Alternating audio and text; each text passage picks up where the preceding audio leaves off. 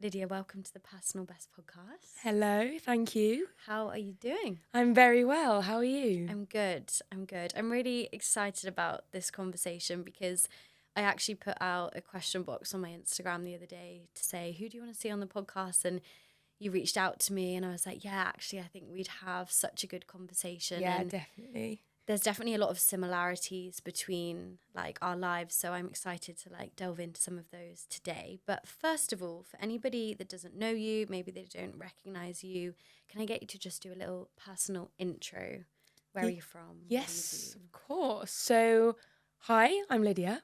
I am 22, just turned 22. I'm originally from Lincolnshire, but I moved to London in February this year on my own. And I was working full time up until literally about 2 weeks ago. And I am now unemployed / self-employed, let's say. It's amazing. It's so inspiring, I think. And I really want to delve into like this move to London because I moved myself 3 years ago for a uni course, but without boring people, my uni wasn't really like the typical uni lifestyle. Yes, yeah. So I very much like moved on my own as well, living by myself, didn't really know anybody in the city. I had to commute quite far for this uni course.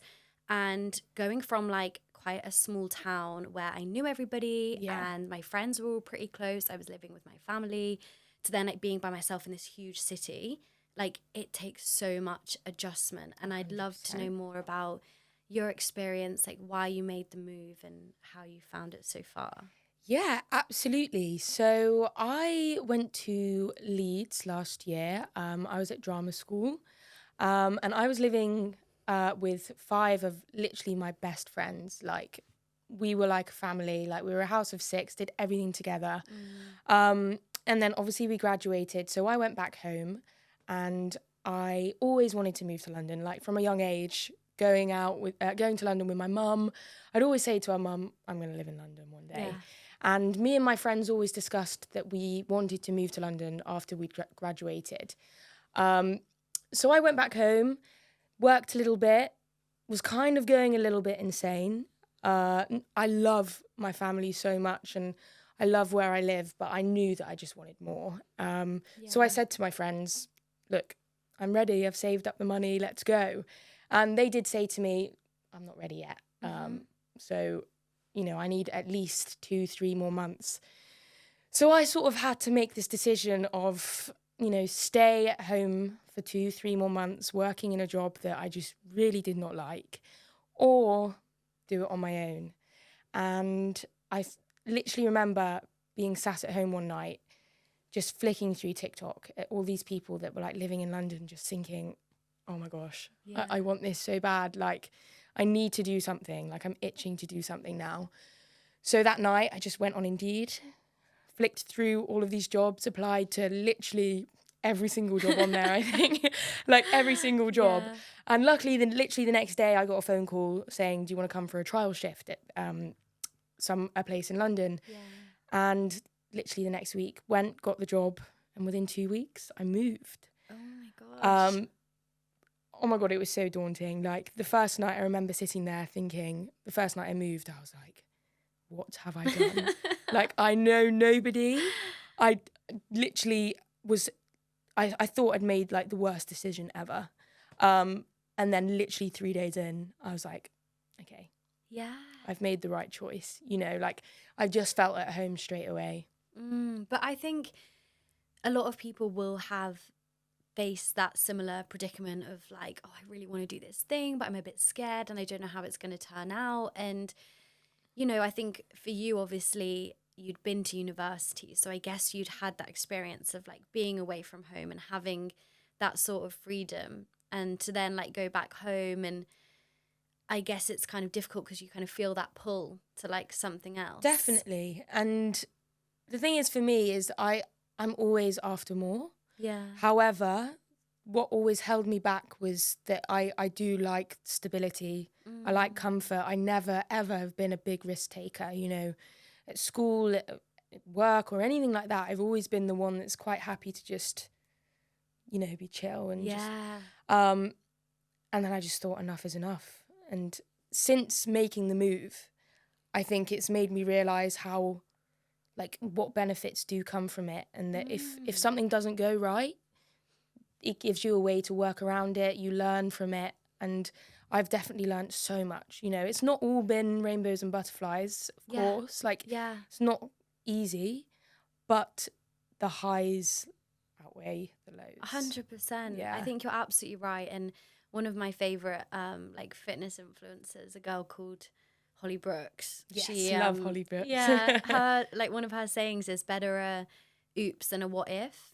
100%. And it's so true. Like, definitely. I understand that moving to London is a huge thing, and it's a big financial commitment as well. Yeah. But if it hadn't worked out, you could always just, you know, throw your hands up and be like, well, oops. But if you'd never made that decision, you would have always been left with that, oh, what if? Yeah. And I think it's incredibly brave of you to move on your own. And I wondered how you navigated, like, those early few, like, weeks or months of being in a brand new city, because it's daunting. And like you say, definitely. there's definitely a lot of people who are wanting to make the move but maybe feel a bit scared. Yeah, 100%. I mean, the first few weeks were crazy. I mean, you know, I literally just started my new job. And my new job, I was working front of house at a private members club in Soho. And obviously Soho is a crazy part of London as well. Yeah. So just commuting there on the tube on my own was a lot, you know. Every time I'd been to London, I'd stick to Oxford Street, but I'd be with my parents or anything like that. So the first few weeks, like I said, I knew nobody really. There was no one that I could just message and say, do you fancy getting a coffee or anything like that? And I went into work and I literally just met all of these people, and I felt so comfortable with all of them. Nice. And I knew that I'd made the right decision. And still to this day, even though I don't work in that job anymore, I'm really, really good friends with all of them. But however, I did really have to push myself out of my comfort zone to feel like I fit in, you know, to make myself known in a way, which sounds bad. Like, so I was messaging the people that I was working with, asking to do stuff with them. And I was also messaging other girls that I'd seen on social media saying, do you want to go for a coffee? And from that, you meet one girl, which introduces you to another girl. And it's literally just like that. And I met so many lovely people in London within 3 weeks of living here, because there are so many people that are in the same situation, and you don't realise that. In the moment, you think you're the only one, and you think that all of these people have all of these friends and are doing all of this stuff, and you're just sat at home on your own. But that's not the case at all. No. It's really not. No, you're so right. And I resonate with that so much, because I realised that as much as I'm someone that's, like, quite independent and enjoys my own company, I think when I moved to London, I realised that being alone out of choice and being alone out of circumstance are two completely separate states. 100%. And like you say, when I first moved, I didn't really have anybody where I could be like, do you want to go for a coffee or a run, or do you want to have dinner? Like, and that's really strange to have that, especially when you've come from, like, being with a close group of friends. And I think what you've done so well, which I probably didn't do soon enough, is push yourself out your comfort zone to make those connections and form relationships with people. Because I think I was almost a bit too embarrassed to do that, and I almost expected that, like, well, I'll just happen to meet people, and it doesn't always work like that. No. You've got to be forward. 100%. It's literally like dating friends. Oh, before I made the move, I thought it would be that. I thought it would be you'd bump into someone in the street and be like, hey, want to be friends? Do you know what I mean? But wow, like, it's really not. You really, really do. Like, it is down to you. Like, of course, it's super lucky if someone reaches out to you, but it really does take two hands to clap, you know. If you're going to meet someone, you've got to make the effort just as much as they do. If you're going to be friends with someone, you've got to make the effort just as much as they do.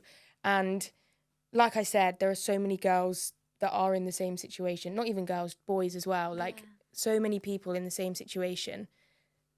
No, so definitely. We're not the only ones. But I think as well, like, your 20s in particular are really challenging. And I've seen a few people talk about this on social media, because obviously when you're at school, you're sort of in this little like bubble and you see the same faces every day. And then when you get to your 20s, everybody's in such different like directions. And when people are working full-time jobs, it's not as easy to just like see people all the time. So you really have to like put in the effort and put in time to those friendships. Especially because I think my job that I was in wasn't a 9 to 5. Yeah. It was never like set hours. So like sometimes I could work 10 till 5. And then other times I'd be working 4:30 till 1:30 in the morning. Do you know what I mean? Like, so a lot of the time I was working in hours where, because I mostly did night shifts, I couldn't meet people on evenings, which means that I was just spending all of the time that I wasn't at work trying to make these connections and trying new things.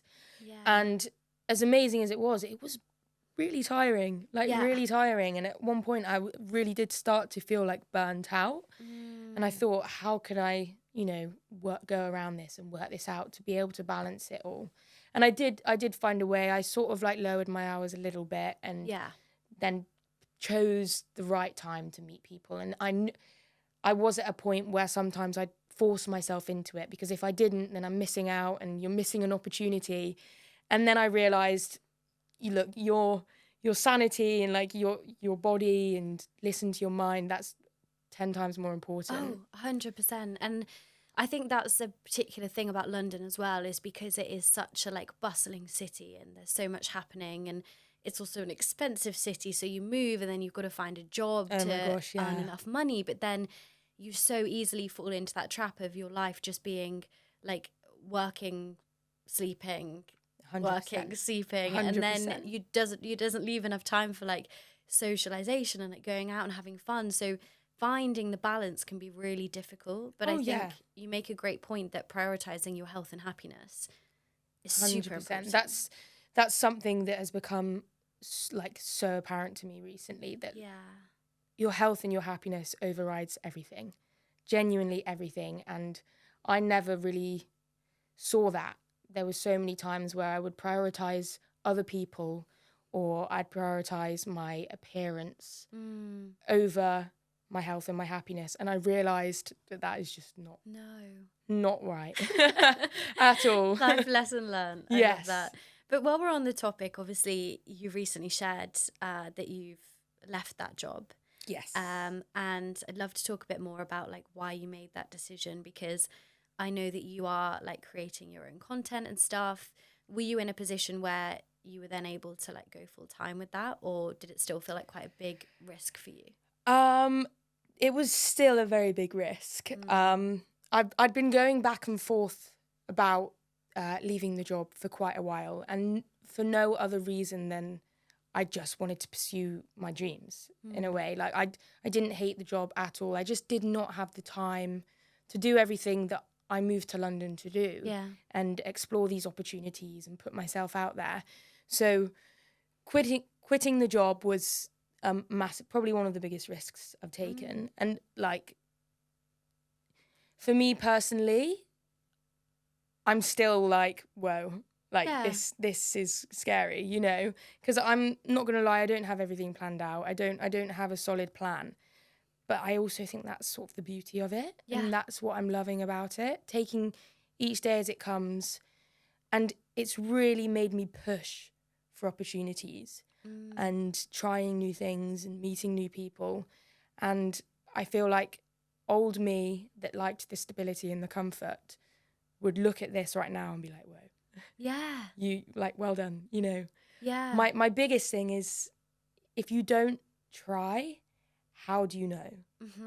And I know that we said this earlier, but you will never know unless you try and do something. Yeah. And if it fails, you learn.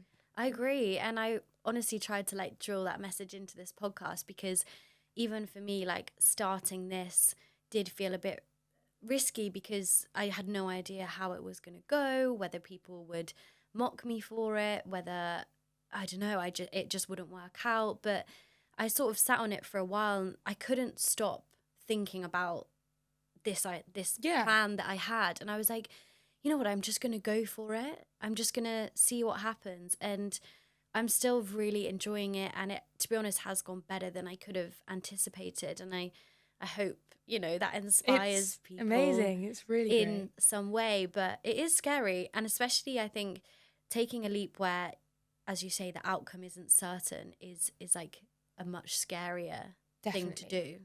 And I think you made a really great point in the sense that people might judge. That was always my biggest fear, Yeah. especially with posting content. I've always been the biggest people pleaser. I've hated the thought of someone disliking me or judging me or anything like that. And this has made me realize you really just should not care about other people's thoughts. Of course, obviously, your friends and your family, their opinion matters to Yeah. you, and you want to do well by them. But also, if there is someone that is, you know, at the back of your mind, you think are judging you or something like that, you've just got to Yeah. not let it bother you, because that is what holds you back. And I think that's what's held me back in the past, the fear of people's opinions. Definitely. But it's not worth it, because I hate to say it, but we are so irrelevant to them. We don't realise it, but they're so focused on their lives that our lives really don't mean that much to them. Yeah, I agree. And I've had so many similar conversations on this podcast with people who've just like pursued their thing, and everybody's faced the same fear of judgment. Yeah. And I don't think anybody is like exempt from that, but I think still doing the thing despite that is so inspiring. And I'd love to talk a bit more about like how you got into creating content, because you're doing so well on like TikTok and Instagram, and I think people really resonate with the messages that you share. And I just wondered why you even started posting in the first place. Yeah, absolutely. So it's actually a bit of a story. So in the lockdown, Yeah. I started posting I at school, by the way, like I was the one that never had TikTok. Like all my friends were doing the TikTok dances. I didn't even know what it was. And then I went to university and all my friends were telling me about TikTok, and I was like, you know what, I'm just gonna post, Yeah. see what happens. And I started off with posting like what I eat in a day videos, sort of weight loss videos and fitness and stuff like that, which sort of led me down a bit of a rabbit hole to quite a bad place. And from that, I felt a little bit of, I wouldn't say guilt, because I didn't think it was like something that I was like trying to push on to others. Yeah. But because I didn't realise that was going to be you the weren't outcome. knowingly No, doing it. not at all. So from that, I took a break. I didn't post consistently on social media for a while. I always only did TikTok as well. I didn't really use Instagram as like that sort of thing. And then I sort of got to a much better place. And from that, I sort of wanted to share my journey on that. And other bits and bobs as well. Like I really got into my fashion. I loved cooking. I was super sporty and loved the gym. So I just wanted to share that with other people, really. And I graduated from uni. I'd gone home and my house was a little bit more aesthetic than my uni house. Yeah. So I was like, I'm going to give it a go. And it just sort of like went from there, really. And a few brands got in contact and it just started like kicking off.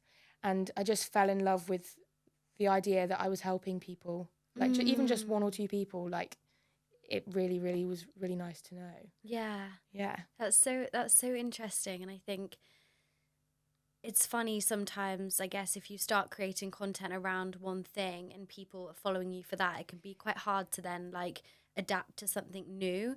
But I think what you've done is pretty similar to like Anna Archer, who's had crazy success on social media, because she went through a period of like disordered eating and having a bad relationship with like food and exercise, and that's kind of not her identity anymore, but No. she still like helps people through her messaging, because she's had like her own recovery journey. Yeah. She can then like help people, and I think it's just really great to see how the change that she's made personally is reflective in her content. Definitely, and I think that's 100%. really important. I mean, Anna has always, to be honest, I really resonate with Anna's journey. Yeah. I mean, it's to a much smaller level, but it's very similar to sort of how I felt in a sense. You know, I was posting all of these videos and giving tips about weight loss and how I'd lost this amount of weight, which thinking back on now actually is really horrible, you know. Like I said, I was naive at the time. Yeah. I didn't mean harm by it, but I know that like that's in a way that's what happened to me. So coming back and being able to sort of share my journey with people that have struggled with eating disorders as well and struggling with exercise has been really, really great. Yeah. And not the feedback, but the messages that I've had being told that I've helped people is what makes this so nice. But I think that's okay to sort of hold your hands up and say, maybe what I used to post actually wasn't that helpful. No, and not at all. Wasn't the most positive thing that I could put out. But being able to change that is really good. And I do think social media, in terms of like the fitness side of things, is shifting towards a much more positive place. Definitely. And 100%. there's so many inspiring people who are talking about, you know, fueling our bodies and using our body as what do you call it, like an instrument and not like an ornament, and like empowering people to feel strong, particularly, you know, young girls and women. And I think it's just so nice to see, because I went through a similar phase to you, I suppose, of sort of going down this rabbit hole into like what I thought was like super healthy stuff and weight loss stuff, and I was like young, I didn't need to be consuming that content. And I really hope now that younger girls aren't going to fall into the same trap. I really do feel like we are at a point now where it has shifted. Mm-hmm. I do definitely think that in the lockdown there were so many girls that was seeing all of this content about weight loss and over exercising and low calorie recipes and all of this stuff, that if they weren't doing that, then they felt awful about themselves. And I know that I was definitely one of those girls that was seeing all of these videos and thinking, wow, I need to be doing this as well, you know, especially because I loved fitness and sports. I thought I have to look like I love fitness and sports, you know. But I definitely feel like in the past year or something like that, it's shifting. Yeah, it definitely is shifting. And I really hope that it stays that way, to be honest. Yeah, and I do think that, you know, if anybody listening is like following someone that doesn't make you feel like that good about yourself or encourages you to be the healthiest version of yourself, then like just unfollow. Like 100%. We don't need that.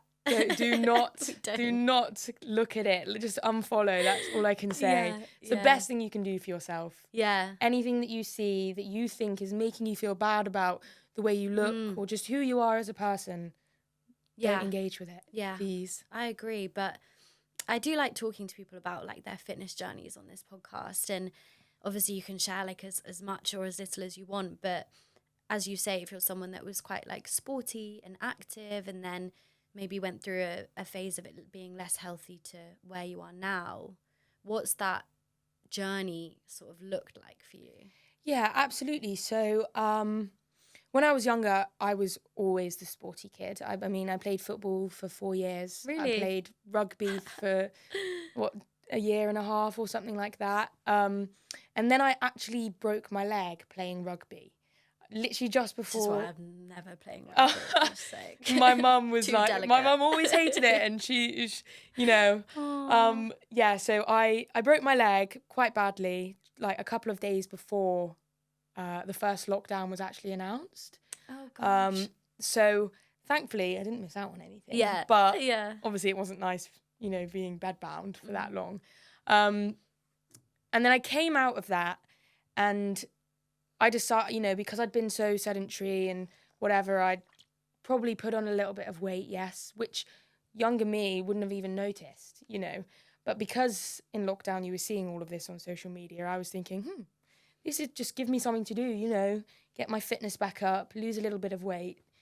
And from what I'd seen on social media, the only way to do it was to just reduce the amount you were eating and eat better and whatever. So I thought, okay, right, this is what I'm going to do. I hadn't even heard of a calorie deficit at this point. I didn't even know what a calorie was, genuinely. And so I did all my research into it, and I was like, wow, you know. And I really, really just had no idea. And lost a lot of weight in a short amount of time. And at this point, I'd gone to university. And so obviously I'd made really great friends, but they weren't at a point yet where they could say, Lydia, what are you doing? Like, you know, and so I went home that Christmas, and I remember walking through the door, and my mum and dad just both looked at me and just were like gutted, obviously. They were like, who is this? Yeah. You know, and at the time I was like, what do you want about? Like, this is the best thing ever. Like, I'm skinny and I'm eating well and I'm happy. And I was in that high phase. And I went back to uni and just kept going further and further because it was just like this, like, it was addictive. Yeah, like it was an addictive obsessive thing. And then it started to hit the point where I realized that something wasn't right, and I wasn't feeling good about myself anymore, despite how much weight I'd lost. And I'd completely lost myself as a person. I didn't want to go out with my friends. I didn't want to go out for food. Food consumed my whole mind. Like, it was what I thought about from the moment I woke up to the moment I went to sleep. Constantly dealing with guilt if I'd eaten the wrong thing. And I was just like, what am I doing? And I was always aware of it, but I never wanted anyone to feel sorry for me. That's never what I wanted. I just didn't know how to get out of it. Yeah. Like, even now, being able to sit here and say that I've come out the other side is crazy to me, because there was a point where I thought, this is with me forever, you know? I think what pulled me out of it was, I remember someone saying to me once, I don't know who you are. Where's the Lydia that I knew gone? And I remember that just hit me. And I was like, wow. Yeah. Like, wow. So I just made the decision to get myself out of it. And of course, it wasn't easy. It never is. But I did. I pulled myself out with support of friends and family. And yeah, I'm really lucky to be here today and say that. Oh, no, thank you so much for sharing that. And I know that, unfortunately, it's going to be something that a lot of people will relate to, or maybe they'll know somebody who has gone through something similar. And I feel like there are so many parallels between, like, your story and my experiences as well, of starting out, you know, with good intentions of, not saying you needed to lose weight, but wanting to be healthier and exercise and eat well. Like, those are such positive things.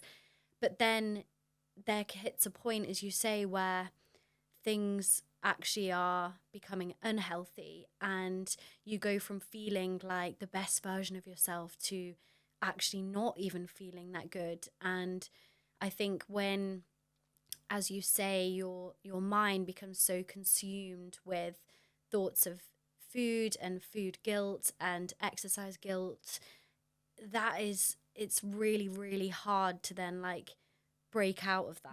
And I had a very similar thing where my mom and I are super close. Like, she knows me better than anyone. And she said to me, like, you've just become a shell of yourself. That's literally what my mum said to me. Yeah, literally, to hear that broke my heart, because I only ever want, like, my mom's approval. Do you know what I mean? And to hear that, I was like, oh, yeah, I need to sort this out, because I don't want to be that version of me. Like, that version of Ruby now feels like a different person. 100%. I had no idea who I was. Yeah. I just completely lost everything about me.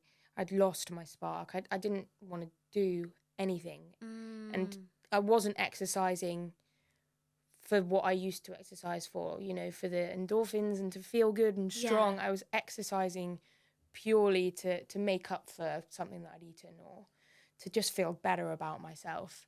And that was just when it just all hit me. So yeah, we've got similar journeys. But I'm so glad that you're, like, in a better place with it now. And I know that you've sort of integrated yourself into the fitness community in London, and you've been doing, like, a series of trying new exercises, right? I just wondered what, I guess, the role fitness has played in your London life so far. Absolutely. Fitness has been such a big part of my London life, to be honest. I think as someone like I said, who has always been into fitness and sports, it's always been a part of me. You know, I was always the kid that looked forward to sports day or was the captain of the football team or whatever. I remember playing, like, doing PE in secondary school, and like no one wanted to do it, and I was like, guys, No, like, literally I want to play same. netball, and they're like just sat down. Like, people would be like, we've got PE now. And I'd be like, what? I'm like, this isn't even school. Couple of losers. So yeah, of course, I tried to do as much as possible. I'd seen on my social media that every man and his dog was doing run clubs, and I was not a runner. And I'm, you know, like that. So for me, getting into running was a bit of like a, whoa. Yeah, it's quite daunting. Yeah, 100%. But I knew that that was a great way to make friends. Yeah. So I went to a run club. I went to the Anna Archer Run Club, actually. And I met so many lovely girls. And so many of the girls that I had connected with on social media were a part of the fitness industry. So going to fitness events with them was sort of how I made better friends with them. And then I joined a gym, and I literally went, I think, 2 or 3 times. And I was just thinking to myself, I was like, wow, like, I'm just not enjoying this. Like, I used to love the gym. And so I thought, I'm going to really try some other stuff that involves exercise and moving my body that just isn't going to the gym or just going on a run as well. And so I put myself out there, and I went to a high rocks class. I went rock climbing, went open water swimming. I went to this aerial hoop class. And it just made me realise, wow, there is so much more to exercise than just going to the gym and going running. Yeah. Like, sports and activities all gives you the same feeling, you know? And I think what I've learned the most from it is that exercising with other people is a lot better than exercising on your own majority of the time. Don't get me wrong, sometimes I love a run on my own just to clear my head. But if you're wanting motivation and you're wanting, you know, inspiration, work out with people. Yeah, definitely. And I think the reason why it's so great for people is because obviously you're exercising, and exercise that releases endorphins, like your feel-good hormones. But then when you combine that with like the social aspect, and like it's just like this bundle of like good energy. Yeah.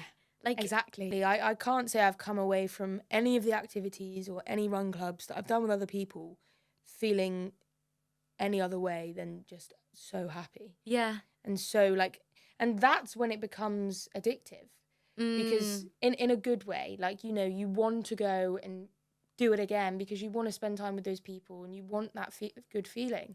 Yeah. Yeah. Because especially for me, who doesn't really go out in that sense as much as I used to anymore, it's really nice to have found something else to do rather than go out and get drunk every night. Yeah, definitely. Something else that makes me actually feel good. And I think a lot of people are realizing that, and I do think like nights out with friends or whatever still have a place, but as you say, like if you don't want to do that as much, like these fitness classes are an amazing way to like socialize and meet people. And Definitely. I love like what you've done with the series, because it also teaches people, like you say, that there's so many different ways to move your body. And I always say this, that if the gym's not your thing or running's not your thing, find something else. Like, I truly believe that is a form of movement that everybody can 100%. enjoy. Even if it's a walk. Yeah, Even if it's a walk. That, like, moving your body is the best thing for the mind. And once you find something you love, you'll know. Do you know what I mean? Exactly. And like fitness and exercise, it's not a one size fits all approach. 100%. Like, there's a trainer that I love, and he says it's like one size fits one, and it's so true. And also that will change throughout your life. Like, I've been in periods before where I'm loving like a structured gym routine, following a plan, and then I've loved periods where actually I just kind of do whatever I want and try different things. So it will change. Yeah. And that's fine. Always, yeah, exactly. And I was the same. I was like a 5 days a week gym goer. I was like, I loved it, you know, like hitting PBs and all of this. But it's okay to fall out of love with something. It really is. And I was thinking to myself at first, like, no, you can't fall out of love with this. This is what you know. Like, you know, you need to get better and keep going. And I just thought, no, because it's not making me happy. I think it's hard because when that happens, it feels like you're losing a bit of your identity, because it's like, oh, I was the gym girl, and Yes. shit, maybe I'm like not that anymore. Yeah. But that's fine. Definitely. You can adapt. You can change. That's another case of just putting yourself first. Yeah. And not 100%. letting other people's opinions determine your decisions. But I feel like with everything that you've done so far and with what we've spoken about today, there is definitely this common thread of like taking risks. And I know you said that you're somebody that maybe didn't used to do that. And I just wondered, for like everybody listening, what advice you would give to just take the risk, put yourself out there and be a bit uncomfortable. Absolutely. As you said, as someone who never took risks, every single risk that I have taken in the past, since moving to London, whether it's had a positive outcome or the outcome I didn't expect, has taught me something. Has taught me something about life, about myself, and it has been the biggest motivator to try again or go further. If you don't try, you'll never know. And not knowing is the worst feeling. Yeah, That's I agree. the worst feeling. 100%. And I was having this conversation the other day with a colleague at work about like taking risks, and he was like, oh, are you a risk taker? And I was thinking like, oh, not really, because I kind of thought of it as like, well, I don't know, I haven't done like crazy adrenaline chasing things. Yeah, and not booked a flight. Yeah, just like here but and there. then I like reflected on it, and I was like, actually, there have been loads of periods where that decision was a bit risky, like moving to London or quitting the job, or like, I don't know, being in and out of relationships and stuff. All of those decisions that you have to make that feel a bit scary at the time, you're taking a risk because you don't know what the outcome's going to be. 100%. Anything you feel uncomfortable doing is a risk, you know, because if you feel uncomfortable doing something, you're risking your happiness, or you're risking your like security, really.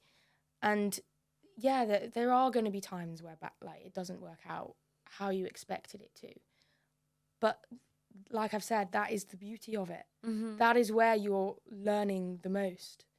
I have learned from my mistakes more than anything in life. Yeah. So take the risks. And it's something we hear like successful people and like businessmen say time and time again. But when it comes to our own lives, it's like, nope, can't do that. I know. Nope, we're going to stay in the safe lane. At night time, I'm watching these videos like, right, tomorrow I am doing this. And I wake up, I'm like, maybe tomorrow. Yeah, I know.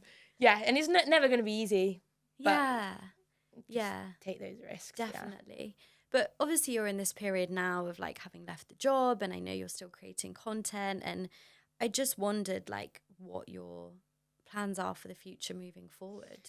Yeah, absolutely. So at this moment in time, I am just doing my social media full time.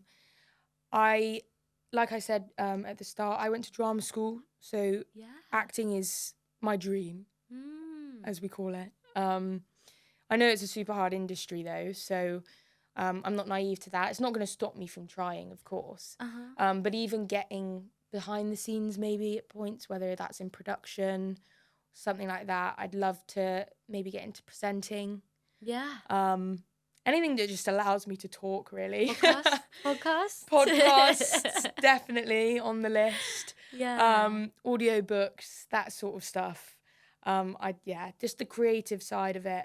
I think definitely. Yeah, amazing. Well, I feel like we've spoken about so much motivational, inspiring stuff already, but I do ask everybody the same question, which is, if you had to give one piece of advice to help people achieve their personal best, what would it be? Oof. You can share a quote or something that's helped you. I think, for me, genuinely, with everything that I've done, and it sounds like obvious, but I don't think a lot of people really follow it sometimes. But I always say, your health and your happiness is more important than anything else. Your health and your happiness, prioritize it at all costs. Yeah. Whatever that is, just make sure that that is what you're focusing on at all times. Mm. And that's when you'll see the benefits.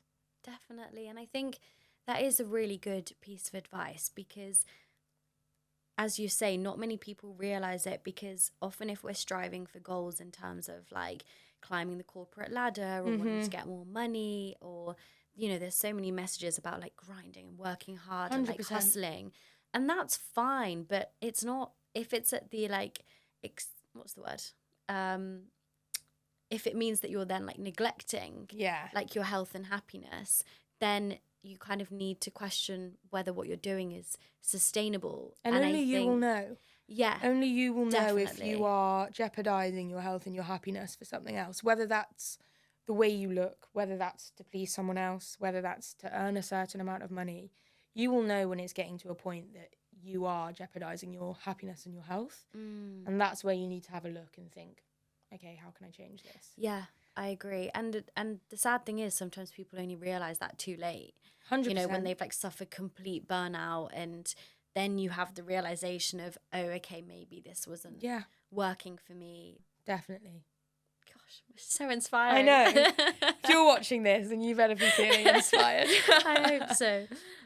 Amazing. So if anyone wants to follow you and find out what you're up to, where can they go? So my Instagram, which is lydia.turnbull, or my TikTok, which is Lydia Turnbull with an extra L. Perfect. That's where I post all my stuff, Yeah, nice. And honestly, I'd encourage anyone to follow, because I love your content. Like, I know we're also guilty of like scrolling through Instagram or TikTok and like not really watching anything, but every time like you pop up on my feed, I'm like, okay, this is like a 1 minute like film.